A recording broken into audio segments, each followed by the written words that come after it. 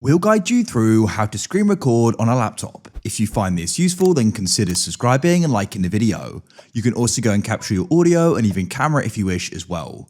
So this is really convenient as perhaps you want to go and capture it. It could be a game or just your screen for whatever reason. Maybe to go and share with somebody or for a class, it doesn't matter. So to get started, we do need to go and get an app, but don't worry, we'll guide you through downloading it and then setting it up. So what you need to do is go and open a web browser of your choice. I'll use Google Chrome. In here, you want to go and search for an app called OBS Studio. You may have heard of it before, but we'll guide you through how you can use it. Come to obsproject.com like this. Go and choose your operating system. In this case, I'll select Windows, and now it's going to go and download, as you can see. What you need to do is go and wait for this to download, and you can go and open up your file explorer, come to your downloads, and you can then go and find it. When it's finished, you want to go and double click on it and go through the installation process like any other app. It's really simple. After you've installed it, it should automatically open. If it doesn't, you can press search at the bottom, type in OBS and open it up. I'll open it up like so. Now the first time you do this, you're going to go and get this pop-up. We can actually go and use an auto configuration wizard. It makes it much easier. You want to go and select optimize for recording, as you can see. And then what you can do is press next. Select the base canvas resolution, use 1920 by 1080, and then for the FPS, set that to 60, be nice and smooth. Then you can press next, and it'll go and have these settings here, that's great, and you can then press apply settings. Now we aren't quite finished setting this up. What you need to do is go to the bottom right, and you can press settings. In here, you want to go to the left, and you want to go and find the option for audio. Where it says desktop audio, make sure you go and select what you use, whether that's your speakers, your headphones, your screen, it doesn't matter. Then you want to go down to mic, and you can select that there, and make sure you go and select the correct mic you use. I use the Shure mic.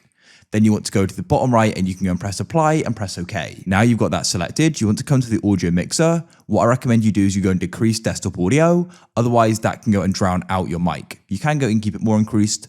What I recommend you do is once we get this set up, we'll go and do a test recording just to go make sure the settings are right. Now you can come to the bottom left into scenes. So you can have different scenes here for different sources. For example, you could have a scene just recording your screen, another scene for your screen and your face cam. So select this to default one. Then you can come into sources, and this is where you can add the media inputs. So you can press the plus at the bottom. For your screen, you want to go and select display capture just here. Press OK.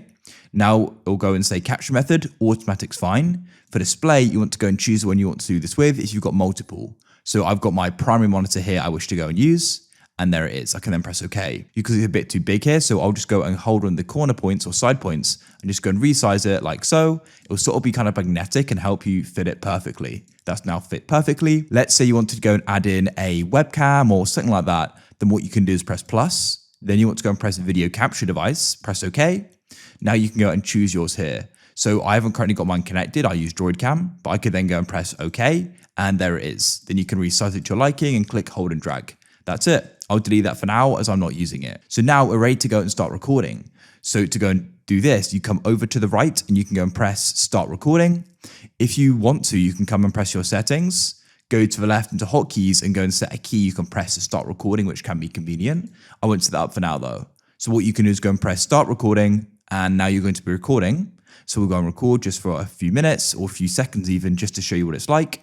And you can then press stop when you're finished. Probably wondering, where is this then saved? Well, you're going to go and see in the bottom left here, it's in my videos. So what you can do is go and open up your file explorer, press videos to the left, and you can then drag down and you can go and find it here. It's going to be at the bottom as it's the most recent. This is it here. As you can see, it matches the time. But you can go and change where the video is saved if you want to.